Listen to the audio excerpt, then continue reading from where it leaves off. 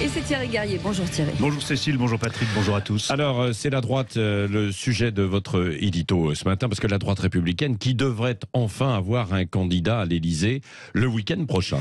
Et oui, il n'est que temps pour eux, Patrick. Nous sommes à moins de 5 mois de l'élection présidentielle et les LR n'ont pas encore lancé leur campagne autour d'un seul personnage identifiable. C'est un problème pour eux. Le retard sur les Macron, Le Pen et même Zemmour est important et va être très dur à rattraper. Le sondage IFOP fiducial pour le JDD et Sud Radio d'hier montre d'ailleurs que leur candidat, quel qu'il soit, samedi prochain, ne serait pas qualifié pour le second tour si le scrutin avait lieu aujourd'hui. Alors oui, la primaire interne, qui vient de voir s'affronter 5 d'entre eux, a eu quelques vertus. Elle a permis de faire émerger des personnalités, des idées, des programmes. Les 3 débats télévisés auxquels les candidats à l'investiture ont participé ont sans doute aussi remobilisé l'électorat des Républicains. Et puis, cette primaire interne au parti, LR a déclenché 53 000 adhésions. C'est beaucoup puisqu'il n'était plus que guère que 90 000 auparavant. Ouais. Alors, très bien, mais tout ça aurait été beaucoup mieux pour eux si elle s'était déroulée, cette primaire, avant l'été.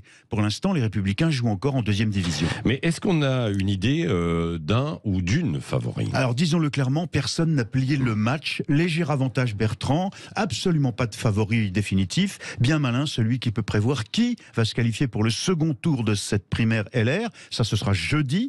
Et a fortiori, qui sera désigné samedi, 48 heures plus tard, surtout avec toutes ces nouvelles adhésions qui rebattent totalement les cartes. Oui, alors on a beaucoup parlé de l'hypothèse de la surprise Barnier, Michel Barnier, qui était arrivé évidemment au début de cette primaire, un peu comme le nouveau favori. Alors c'est terminé ou pas? C'est vrai que certains pariaient, Patrick, il y a quelques semaines sur Michel Barnier parce qu'il était resté fidèle au parti, contrairement à Pécresse et Bertrand, disait-on, parce qu'il aurait le soutien de l'ancien patron des LR, Laurent Wauquiez, parce qu'il a une stature internationale depuis le Brexit. Ouais, la réalité, c'est qu'après ces débuts prometteurs que vous avez cités, Barnier semble avoir raté sa campagne. Celui en revanche qui a impressionné par sa pugnacité, sa façon d'assumer sa proximité avec l'extrême droite et Zemmour, c'est Éric Ciotti. L'élu niçois est venu troubler nettement le jeu du binôme de tête Bertrand-Pécresse et il pourrait créer la surprise et figurer, pourquoi pas, au second tour. Valérie Pécresse, justement, alors tous les observateurs reconnaissent qu'elle a crevé l'écran au cours des débats, qu'elle a montré une combativité sans faille.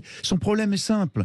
Tous les sondages, dont l'IFOP fiducial pour le JDD Sud Radio d'hier que je citais, tous la donnent toujours 3 points en moyenne derrière Xavier Bertrand dans l'ensemble de l'opinion. Donc, si les adhérents LR choisissent le vote utile, c'est-à-dire s'ils désignent celui qui a le plus de chances de battre Emmanuel Macron dans un second tour éventuel, alors ce sera Xavier Bertrand. Ah oui, bon, donc tout est possible avec le vote jeudi et samedi prochain, le résultat. Oui, avec 140 000 adhérents, LR votants, ça peut se jouer à quelques centaines de voix d'écart. Même le plus modeste, le médecin urgentiste et maire de la Garenne-Colombes, Philippe Juvin, peut créer la surprise. Il a montré un style différent de ses 4 autres camarades, moins droitier, pas très tendance, c'est sûr, en ce moment chez les LR, mais qui sait?